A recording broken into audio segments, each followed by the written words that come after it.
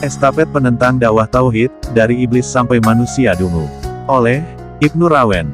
Jauh-jauh hari ketika dakwah tauhid diemban, setan iblis sudah melakukan aksi penentangannya atas tauhid yang diemban oleh Adam alaihissalam.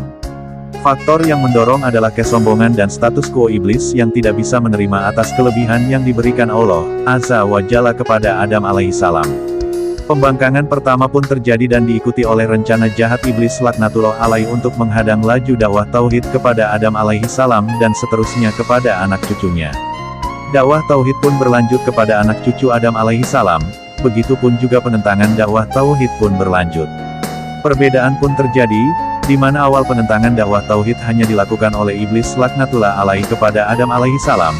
Namun seiring waktu berlalu justru peran penentangan dakwah tauhid ini juga diperankan oleh anak keturunan Adam alaihissalam. Masih kekal di dalam Al-Quran dan akan terus kekal di dalam Al-Quran tentang informasi terdahulu bahwa estafet penentang dakwah tauhid diperankan justru oleh anak keturunan Adam alaihissalam yang dungu dan bodoh. Kita mengetahui orang-orang bodoh yang justru menentang dakwah tauhid melalui Al-Quran kalamullah seperti kaum Nuh alaihissalam, kaum Hud alaihissalam, kaum Lut alaihissalam, rezim Fir'aun laknatullah alaih. Itulah beberapa orang-orang dungu dan bodoh yang mengikuti jejak iblis laknatullah alaih dalam menentang dakwah tauhid. Orang-orang dungu dan bodoh ini pun berestafet dalam kegoblokan mereka menentang dakwah tauhid sampai kepada masa dakwah tauhid Rasulullah Muhammad Shallallahu Alaihi Wasallam. Sebut saja Abu Jahal, bapak kegoblokan, Walid bin Mughirah dan antek-anteknya dalam menentang dakwah tauhid yang disampaikan Rasulullah Muhammad Shallallahu Alaihi Wasallam. Berbekal kesombongan dan status quo, maka Abu Jahal, bapak kegoblokan, dan antek-anteknya pun meniru rekam jejak iblis laknatullah alaih dalam menentang dakwah tauhid.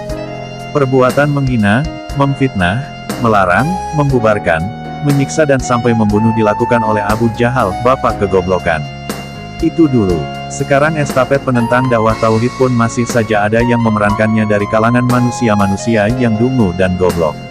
Mereka yang mengambil peran sebagai penentang dakwah tauhid ini sudah terbutakan oleh kesombongan dan status quo sebagaimana tokoh sentral mereka, iblis laknatullah alaih. Mereka-mereka yang dungu ini tidak bisa melihat pelajaran dari tokoh-tokoh mereka terdahulu yang semuanya menjadi hina dan tentu binasa. Bagaimana iblis, Fir'aun sampai Abu Jahal laknatullah alaih dipandang sebagai tokoh yang hina dan najis sebab menentang dakwah tauhid. Realitas saat ini, di mana ada manusia-manusia yang juga dungu dan goblok coba memerankan diri untuk menentang dakwah tauhid ini. Aksi-aksi yang mereka lakukan saat ini memiliki cara yang sama seperti cara yang dilakukan bapak kegoblokan Abu Jahal di masa dakwah Rasulullah Muhammad Shallallahu Alaihi Wasallam di Mekah seperti menghina, memfitnah, melarang, membubarkan, menyiksa sampai membunuh pengemban dakwah tauhid. Mulia dan terhormatlah orang-orang yang melakukan estafet dakwah tauhid, kemudian terhina dan najislah orang-orang yang melakukan estafet busuk iblis. Maka, di manakah posisi diri kita yang lemah ini?